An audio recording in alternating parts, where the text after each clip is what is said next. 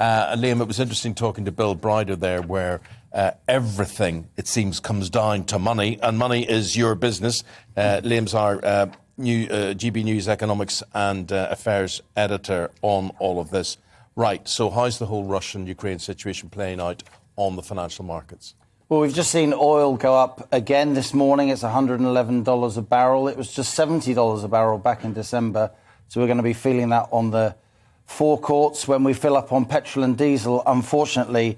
But what I wanted to talk about this morning, Eamon and Isabel, is Western businesses in Russia. You've got a lot of really big blue-chip Western businesses working in the former Soviet Union. We know that BP and Shell have both moved to sever their huge ties with Russia. Yeah. BP owned 20% of Russia's largest oil company. Shell had a massive gas project in the far east of Russia. What does that do, my friend? It makes them look good, but someone else just moves in and gives Russia all the money needed for that, don't they? Because they have the oil and gas that the world desperately needs.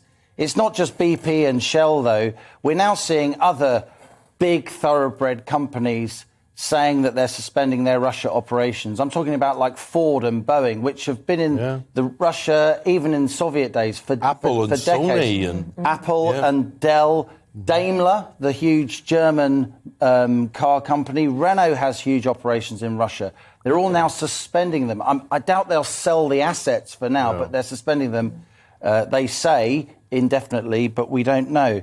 But it's actually what the story that really caught my eye last night and this morning is that you've got the huge global shipping lines. Maersk, you've got the Ocean Network Express in Singapore, you've got the Swiss shipping line MSC. These companies move millions, tens of millions of containers around the world every year, including in and out of Russia. Russia, the world's biggest wheat exporter, remember. They've now said, all those companies, and also Hapag-Lloyd, which is a huge German container company, they're blocking Russia. They're not going to take stuff into and out of Russia. This is quite brave because this is costing them money. It is. Yeah. But they feel that, the public opinion in the West is there's such ire, there's such concern about what's happening in Ukraine. They're saying for now, at least, they are not going to take shipping freight into and out of Russia. The word blockade springs to mind, which is obviously a very loaded and emotive word that's linked to the Second World War. But I can't really think of a more accurate word to use, Eamon and Isabel, about the actions of these shipping companies. Sort of on a tangent, I mean, obviously these are deliberate decisions against Russia at the moment for many of these businesses, a sort of moral decision. But what about those businesses with assets and companies in Ukraine that simply can't function, that can't operate? I mean, just 1 week ago, people in Kiev, for example, were in Zara, were in restaurants eating pizzas, all of which have now closed down, many with Western ties. Is that hurting us at the moment?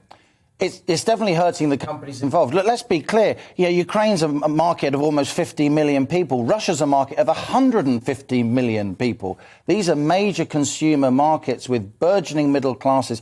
There are 32 Marks and Spencer's branches in Moscow. Right. This is not the Soviet Union. There are major business and economic links between our countries now. And it's very difficult for Western companies, whatever the atmosphere in the media, whatever the politicians are saying in the House of Commons, in State of Union addresses in Washington, D.C., it's very tough for them to instantly up sticks because they've driven down such deep roots since the Soviet Union collapsed in the early 90s. Well, I reckon there'd be a lot of eyebrows raised if Marks and Spencer continued to trade in Moscow. I think there would be. There must be a lot of moral pressure. There is a lot of moral pressure. But when you've got the world's major shipping companies, literally the top 3 shipping companies in the world saying we are not going to move freight into and out of Russia, it sets a pretty high bar. When you've got Shell selling their stake in that massive Nord Stream pipeline from Russia to Germany, the world's biggest undersea pipeline,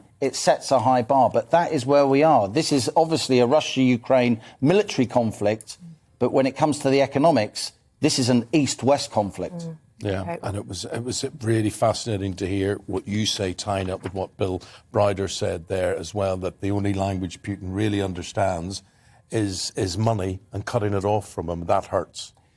I talk about these things with trepidation, Eamon and Isabel. Obviously, there's a humanitarian crisis going on. Obviously, people in Ukraine are worried for their lives, for their children's lives. And some guy comes on and talks about money. But throughout history, war is also about money. Money as a weapon, money as a way of curtailing war and winning wars. It seems pretty clear to me the West isn't going to put boots on the ground, but we've definitely declared economic war on Russia. Liam Halligan, thank you very much indeed.